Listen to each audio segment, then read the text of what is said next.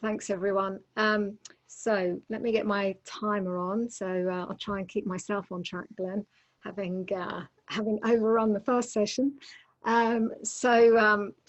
Influential leadership. Let's begin by thinking about what does it actually look like, and through that, I think we'll get to understand why it's important. So one of the first things is that people listen to us, and as a result, they're drawn to us, right? Because we have their ear. We've built up enough trust in the bank with them. Another thing, another way that it looks is that we advocate for other people, because knowing what we know about those individuals, the people we work with, our colleagues, our boss, our customers, and so on, we're armed with a lot of information, and it seems pertinent in different situations to advocate for them and mention them.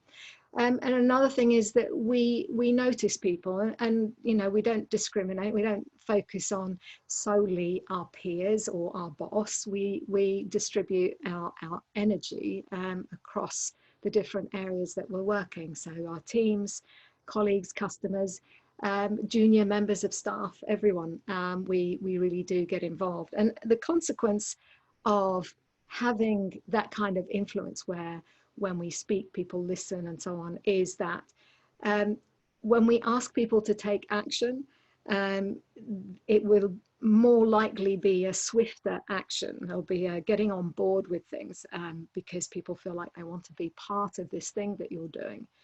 And even more importantly, as we've been experiencing lately during tough times, they understand the decisions that you're having to make. They have your back. And even though the messages may be tough to hear, they're willing to go the extra mile or do whatever needs doing. So that's what influence looks like. When we advocate for people and others advocate for us as well. But unfortunately, for the majority of us, this doesn't happen. And as I'll be talking about in a moment, we do derail ourselves. And 90% in my guess is leaders don't feel they have this kind of influence. So when we go to request people's support and time, people are less willing to give it to us. When we ask for things to be done, they may get done later, they may get done poorly or not at all. And then we introduce risk and surprise into things. And again, when we hit tough times, people are less likely to support any of our initiatives or what we're trying to do. So how are you supposed to lead effectively if you haven't got influence? There's a lot that gets missed. And so I want to talk through some stories, how you might, some things that you might consider doing for yourself. So I'm going to jump over to and share my screen.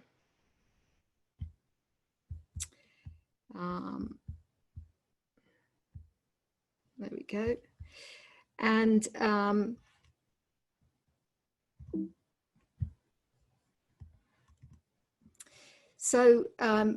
what I'm going to take you through, I've just talked about why influence. I'm going to take you through a little experiment with me. Actually, I probably need some help getting that poll set up, which I probably should have set up a little bit earlier, but we can use the chat to do that as well. I'm going to talk about some derailers and show you through real stories based on my clients of the ways that they can be their own blockers to creating influence. And something that's been coming through in some of the questions that people have sent through in the days leading up to the summit is how do we influence from a distance? How do we lead in that way? And so I'll touch on that towards the end with some thoughts, and then allow time for questions. So we're going to do an experiment, and not having got the poll up, I'm going to rely on the chat instead, which is I'm going to show you photos of 6 people, and I would like you to pick who of those 6 people, then they are given letters A to F. And I'd like you, I'm going to give you like 5 seconds to determine which of those individuals you would like as your boss. So if you could pop that in the chat,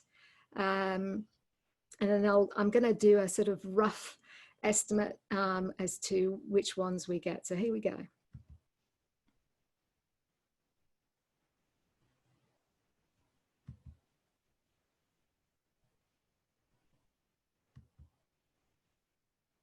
If you could pop your response in the chat, which one, A, B, C, D, or E, or F, you would like as your boss. I'm gonna just hold it there a moment. Okay, let's have a look what we've got in the chat. Brilliant.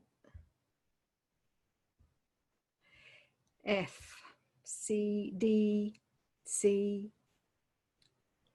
Someone changed their mind. Cool. E, F, E. Okay, F, F. There's a lot of Fs, some E's and C's. Okay, so really fascinating. And what essentially we've done there, thank you everyone. What we've done there is made a very snap judgment about these individuals. And the things that we have measured them on unconsciously or consciously is, let me switch to my other screen. Sorry, just my technical problem here. Is that we have judged these individuals based on how attractive they are, how likable, how trustworthy they are, and whether they are a threat to us or how aggressive they look. And very importantly for us as leaders is competence. So we've made a judgment on these 5 faces alone. And this is an experiment that was done at the University of Princeton about 15 years ago into, you know, how quickly we make these sorts of judgments. Now, the problem with making that kind of snap judgment is it actually becomes a blocker for us. As leaders, it makes us less curious. So when we meet someone, we make a judgment about what we're seeing in front of us, and that's before they've even spoken. So, you know, it's quite an unfair assessment that we make of people. But the disadvantage is for us because we stop being curious about the individuals who are in front of us, who we may need to work with, who are a customer or a peer. And the consequences of judging too quickly are that we end up with very shallow emotional connections with people. And we also run the risk of having incomplete, often inaccurate interpretations of events between us, or what somebody said, our interpretation of a concept or an idea they're explaining, or the way a project might be progressing. And when we have shallow emotional connections with people, we actually, we lack, when we're engaging with those individuals, we've got lower levels of oxytocin, the connection hormone, and we become a little less generous in our exchanges and our conversations. And the piece about the interpretations that we make that may be inaccurate, there's an interesting research done around this, which is that our well-being, our own well-being, is determined, up to 40% is determined by how we interpret events around us. And given that we probably all know we spend a lot of time in our heads assessing ourselves, criticizing our own behaviors as well as other people's, we're really at risk of making incomplete and sometimes inaccurate interpretations of people. So let me take you through some stories. These are based on clients. These are not my clients. I wouldn't be sharing that information with you, but these are based on real scenarios. So let's get to know them a little bit better. And I've given them names. And so in the chat, if you would like me, we've got time, I think, for 2, maybe 3 stories that I can share with you. In the chat, if you would like to go ahead and indicate whose story you would like to hear, and I'm going to do a scan, so forgive me if I get my scanning wrong, but just drop in the chat whose story you'd like to hear, and I will begin with the one that people are requesting for the most. So I'll give that a few seconds for everyone to drop them in. Right. So we're going by their names. So we've got Rose, Anna, Rose.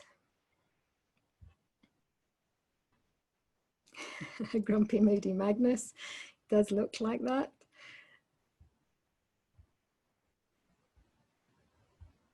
Okay. Oh, all right. Quick, let's see, who we got. I'm going to go with Eki, and who have we got? The other ones, Eki and Anna. And if we have time, I'll plumb for another one, but thank you for that. There's a reason that they do polls. So let's start with Eki then. So I'm going to share a little bit of information. It's not, it doesn't substitute for actually meeting the real person, but just to give you some sense of who this person is and what their role might be within the organization. So Eki is, and maybe as we go along, you can start to think about who you know who's similar to Eki, and what kind of role they might be doing. People do tend to be drawn to certain disciplines and so on, but there are definite sort of personality types that come through. So Eki thinks deep and slow. He values quiet time and is fascinated by design. So let's say he is head of the design function within your organization. That might be product design. So he likes to have that quiet time to be able to focus and do some deep thinking work. So sometimes being in large groups can be challenging for him. Now, the interesting thing about Eki is he feels frustrated at people's lack of original thought. So, you know, things that he might say to me are, you know, I sit in a lot of meetings and hardly anyone comes up with anything interesting. And I wonder why I'm sitting there in that meeting.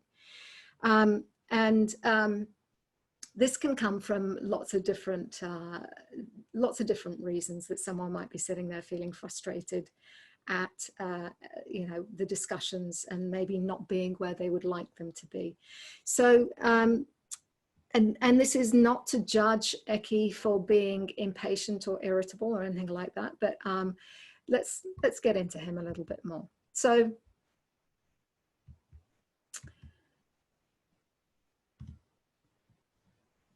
in starting to partner with Eki, we looked at the fact that over the time that he has progressed through his career, he's done less and less designing. And so for him, it became more about having to deal with admin and management and less about the creative stuff. So we'd identified ways that he could introduce creativity and joy back into his working day as a way of, for him, that's what recharged him and gave him energy. So recognizing that his day was starting to lack a lot of that sense of, you know, positive energy about who he is and what drives him and what stimulates him. So that was one thing he had to do. And then out of that conversation came this idea from him to create an interest group within the organization where he could attract other individuals who wanted to explore certain aspects of design that were either related to the work or a little bit different or just interesting to share. And as a result, you might be wondering, where am I going with this influence side of things? So the important thing is that Eki needed to get his mojo back, and getting some energy back into and joy back into his days meant that he could be there. When people are in a positive state of mind, and this goes for all leaders, all individuals, when we're in a good state of mind, we are much more creative, much more generous. So really, before we even get into collaborating with others or trying to speak to other people and exert some influence, we actually have to look at what's going on in our own world. And so it was really important that that was the starting point for him. And out of that came this desire to mentor designers who really wanted to come up, because that allowed him to channel something he was passionate about and talk about. Now you're starting to see how he may be influencing people within his organization, within his team, in a way that, that allowed him to channel his passion and interests. And the interesting thing was that in his own learning about getting him learning about how to share his passion and knowledge, it made him more inquisitive and patient with other people. Partly he was getting the fulfillment of having the conversations he wanted, but also the journey that he was going through made him realize that maybe there were some concepts that he was leaping through and was missing opportunities to connect with other people. So slowing down and building these sort of more one-on-one, closer relationships meant that there was more of an emotional connection with people. And as a result, he was able to influence. And so when he spoke, people did listen and would advocate for him just as he would for them, because he understood more about them. So that's Eki. Let's have a look at Anna. So Anna is someone who thinks fast. She loves complexity. And I have this, it's all about the team. Clients who say, I love working with the team. It's about what we can do together. Brilliant. The trouble is that very often as leaders, we don't back ourselves. And so we hone, when we talk about the achievements, we talk about the team. Nothing wrong with that at all. However, it often comes at the expense of being able to talk about ourselves positively as well. So the situation with Anna is we looked at how she might actually get outside of her own head and get to the perspectives of her peers, hear what they had to say about the value she brings.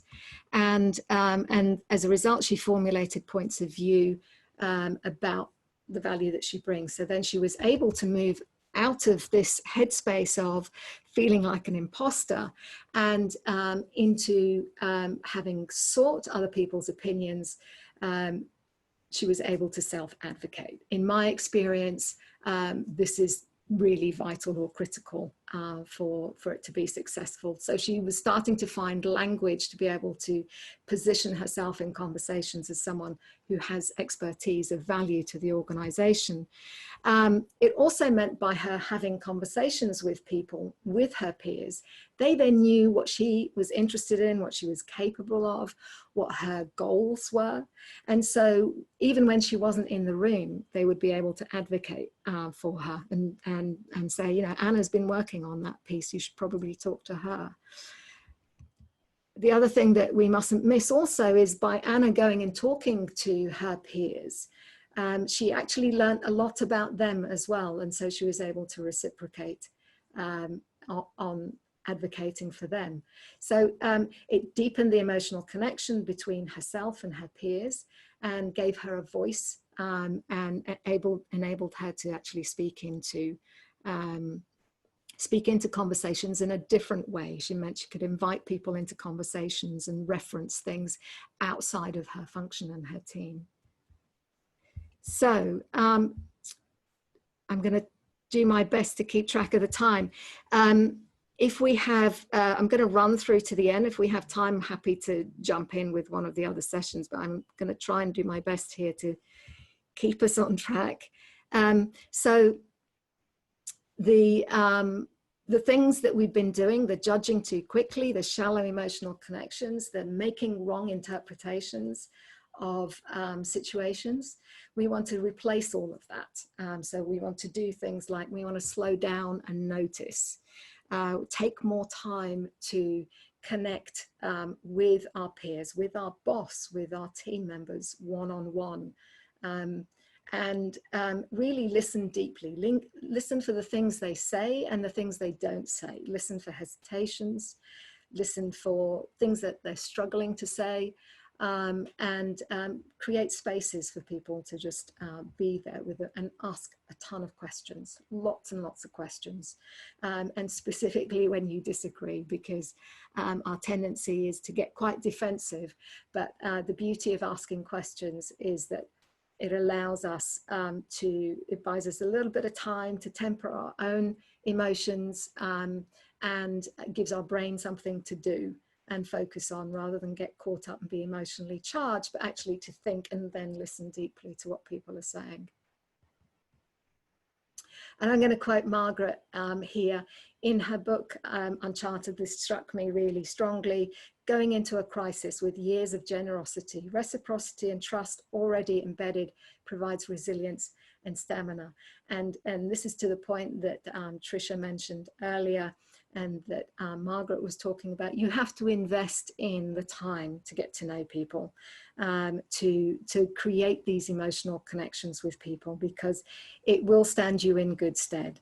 And it's also just a very rewarding, wonderful thing to be able to have come out of a meeting with a conversation where somebody shared something that they've never shared with you before, simply because you gave them that time. And that creates even more emotional connection. When you need them to listen to you, they're ready and willing. You've got their permission to speak.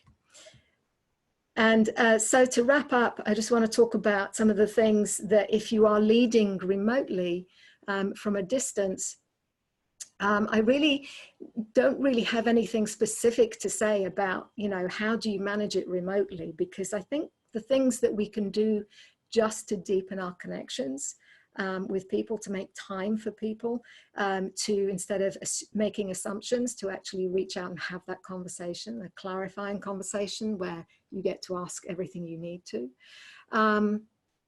So these are things that will help you whether you are face-to-face or leading from a distance. So first up is deeper listening, one-on-ones regularly. It has to be part of the way you operate. It has to be part of your leadership remit. Build more questions into your repertoire. Some of the case studies did have questions in it, but I'm happy to share some others if that's helpful to people. More questions like, could you tell me more about that? And how did you get to that place? What's brought you to this position or this line of thinking? So go for those kinds of questions, build them in. You only need one or two to have as your stock phrases in conversations, and you're away. Experiment with meeting formats. So we can all be a little bit too many back-to-back meetings, generally too many back-to-back video conferences. Think about making them shorter. And for the more important, deeper conversations that you need to have with people, potentially you need a longer meeting there. Structured alone and one-to-one thinking time. So in making those meetings shorter, it's quite likely that you actually need to do a more structured thinking time prior to those meetings, so that you can be very clear and purposeful in those conversations, in those meetings. And you may also, it might be a request for people to think about something as well. So not just you, but if you're meeting with your team, have them do some of that alone thinking time. or meet one-on-ones in pairs if that's what the project requires. But it does need to be structured. You can't just wing it and attend a meeting. You really want to be encouraging people to do that preparation in advance, preparation for meetings. And just finally, you know, put the who at the heart of your organization. Putting the individual, and what I talk about is who positive, when we're a positive state of mind. If people are in a negative space, our jobs as leaders is to get them into a positive space, because they know what to do. And to some of the points that Margaret was making, you know, we have to find that balance between, you know, some structure and also then having that fluidity, that ability to let go of control and have greater trust in our people that we've hired to do these jobs. So it is a fine balance, but putting the who at the heart of our organizations or our teams will definitely set us on the right path. If you're making judgment calls on that, then you will be heading in the right direction. And I will wrap it up there for any discussion and Q&A. Wow, fantastic, Sehaam. That was great. Will, if you could put us into gallery view, that'd be fantastic for the Q&A. There's some really valuable points you brought up in that, Sehaam. But what I'd like to do is give obviously time to the questions that we're getting through already. And actually one came in preloaded actually. It can be really hard when you disagree with someone to remember to stay cool. Even our questions can be leading or loaded. Do you have any tips on how to manage that? Yeah, when someone disagrees with us, I think that is our thing, because we've spent so much time maybe creating what it is that we're trying to get buy-in for. And there's a sense, I see it very often, that I have this great idea, so why don't you back me, because it's fantastic. Well, unfortunately, things don't work that quickly, you've got to have that credit of trust in the bank for starters, if we have spent that time getting to know an individual, again, we're much less likely to feel emotionally charged when someone disagrees with us or doesn't like our idea. And so it's an aspect of learn to bite your tongue and ask a question, or, you know, tell me more. What are your thoughts around that? The beauty of someone engaging with that and actually disagreeing with us is that they have an opinion, they may have an experience, and they've alerted us to a potential risk. And so it's a gift in some ways, right? That someone has even responded to it, because as Margaret was saying, if no one gets behind an idea, drop it, because it's not going to fly. But if people are actually engaging with it and disagreeing, that's brilliant. That's a gift. And you know, I would recommend early socializing of any ideas to surface all those risks, because by the time you want to make a decision and move forward with something, you want everyone to have gotten behind it. And to some of the points that Tricia was talking about, it takes some people time to come round to an idea, and some people get it really fast, and some people like to think it through much more slowly, like our Eki. So 100%. So Tina's asked a really great question. What are your 1 to 2 key questions that you use to deepen connectivity when checking in? I think that's a really good one. Say that again, please. So what are your 1 to 2 key questions that you use to deepen connectivity when checking in? A great place to start is what's been going great for you, right? What did you succeed at this week? So it puts people instantly in a really good space to talk about themselves. You're giving them permission to kind of do that, and you can celebrate whatever they've done, because we can overlook, sometimes it's the smallest things in our days that we feel really happy about. And so that creates an opportunity for people to relax into the conversation. The focus is on them. And it basically shows, I'm really interested in you, and I recognize I may have missed something and I want to hear it. You know, what's important to you? So that's one thing. And then a really a brilliant question is, what's important right now? Is a really simple question to ask, because it focuses that individual to think about it, what is important to them. Very often people do come into meetings and they're thinking about a whole host of things and are not really ready for this conversation. So allow that some time, give it 30 seconds, 45 seconds for people to formulate that in their mind. And then some people will spiel off a whole bunch of things, and that's fine too, because a lot of us are verbal processors. So really important that we allow that person to say it. It's probably the first time they've uttered it at all, so it might come out a bit mashed. And then to ask it again. Sometimes, you know, so out of all those things, what's been the most important or the most challenging? Brilliant. Clayton's got I think there's a theme here. Clayton's asked, what is your view of maintaining both a professional and personal relationship with people? Is it good to have both? And if so, how do you balance being a boss and a friend? Really, really good one. Yeah, this has come up quite a few times, and definitely something my students have asked me about, and leaders who I coach have asked me about. You know, am I being too, if I share too much, does that mean they respect me less? I'm less professional or competent.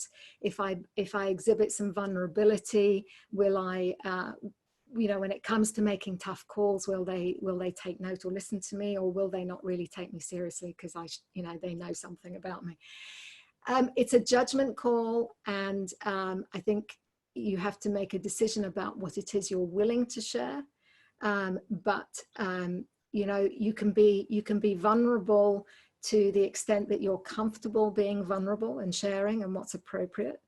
I think also, if you focus as a leader your conversations on the individuals first and foremost, I don't think you really fall into that trap of feeling like, oh, but now they won't listen to me because I shared too much. If we keep the focus on the individuals who are working with, I don't think, you're going to put yourself in an awkward situation, and actually you're going to be deepening your connection, your emotional connection. The oxytocin is going to be flowing sufficiently that, you know, you have that call. There is a sense that, you know, am I sharing too much? I haven't heard anyone sort of say they told me too much information, and now I won't listen to them. I think the opposite is actually true. Interesting. So an attendee's asked, do you have any tips for engaging with those fast thinkers that just want to get to the point, and see some of the things we recommend as small talk? Yes, so Finn, one of my characters, is one of those individuals who has a ton of ideas, and is interested in lots of things. And what he picks up from people is that others are not as passionate as him. And the challenge with people who think fast and have lots of ideas is that their communication is, it's like a bombardment, and it causes people to shut down because they can only take so much of it before they sort of back away. And this is a real challenge for leaders who do think really fast, is to slow down. And a good way to do that is to check in lots as you're talking, right? Check in and ask those questions, and also probe more. You know, learning to. So in that example with Finn, there's a process that he had to go through, which was, okay, there are all these things that are going on. There are all these ideas, all these things I want to say, but for myself, where am I actually getting the most value? Because when they look at the balance of things in their own lives, working or private lives, there's probably a pattern in there of trying to do too much, too many things, and actually for themselves, it brings in a sense of calm when they can focus in on, okay, I do have all these interests, but what are the 5? What are the 4? And the same with communication, right? What are the 3 key messages that I want to present? And also, do I have to be the person that you know, does all the talking? Can other people do it? Can I get other information? So people who think fast have a lot going on in their heads and have to learn to slow down and look out. And that's why, you know, I talk about noticing and observing. So yes. That's great. Jack asked, actually, and this is, I think, definitely a challenge for a number of leaders. He said, look, to be inclusive, many leaders want to reach a consensus on an idea or initiative. And I think he's asking, at which point do you switch from consensus mode to active decision mode? Because that's a real tipping point. So yeah, over to you, Sehaam. Thoughts? Yeah, it's clarity, being really clear from the outset what the process is that you're going to take people through, and what the priorities are for making a decision by a certain time, and talk people through those inevitable situations. If we hit an impasse, I'm going to make the call at the end of the day. So, and being clear about what that decision-making process is. So am I consulting you to get your support or ideas or buy-in, and then we all make the decision? Or am I consulting you and so I can get all the information and then make a decision? I get to make the decision on balance. And so if people get uncomfortable, if they feel like they are part of the decision-making process, or they don't know, you know, at what point their opinion will count.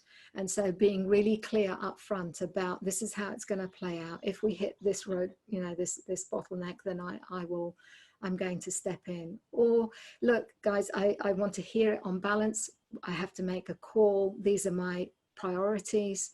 And on balance, these are the things that I have to go with, and it won't please everyone, but it's really helpful to understand what the concerns are so I can respond to that if that arises.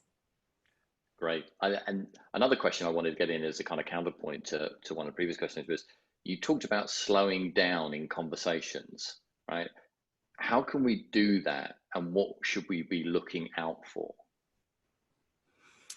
Well, I think one of the interesting things about learning to slow down is when you start to observe people's behavior and body language, when you give your brain something to do that slows you down. So I've said it before, questions are really brilliant ways to help us slow ourselves down and give our brain something very practical and useful to do. Listening for what people don't say, listening for hesitations.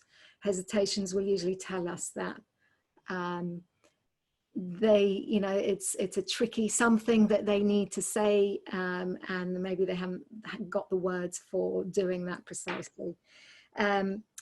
Repetition, when someone says something over and over again, it means actually they're a bit stuck on that, and you're not going to move any further in the conversation until you address that with them. And so it takes practice for sure to learn to look for those things. It's interesting, I think we absorb 25% of what someone's telling us, verbal and non-verbal communication. One exercise I get my students to do is to observe a 5-minute clip of a film, and it'll be a scene where there's dialogue and so on, and they have to record verbal and non-verbal acts, you know, requests that people make, whether they're soft, sort of indirect questions, or, you know, very direct. whether they talk over people, whether they build on other people's ideas. And they have to watch it 5-minute clip 6 or 7 times before they capture as much of that as possible. So, and that's a very focused task or activity to learn to do that observation. So just know that we miss most of what people are saying, and we become very, very auditory and less reading of body signals, which Gail's going to be talking about the importance of after this. So yeah, practice and focusing on the other person. Super. Well, we've got time for a couple more questions. We've got about 3 minutes or so. And one actually I'd like to come to, which was a thread in some of the stories that you were kind of outlining there. And it's trust. Trust comes up a lot. And I think for this question, they wondered if you could talk about why trust is so important. Yeah, it's interesting.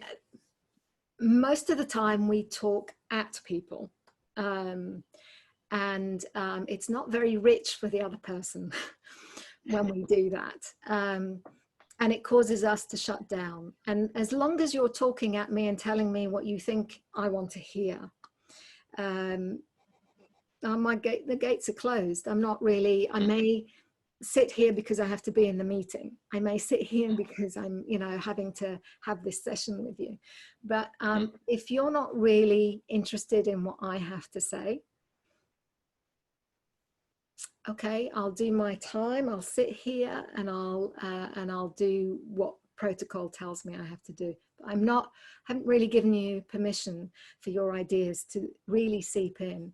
And so, as long as we do that, as long as we don't include and invite people into the conversation, we're going to have very low levels of trust in the exchange. But if you're inquiring and asking me what my ideas and what my thoughts are and so on, what my challenge is, if you're in a sales situation, how do I, how are we managing certain processes, trying to understand how our business runs, then you can, then you have given the floor to that person, their ability to speak and express themselves and know that you're listening.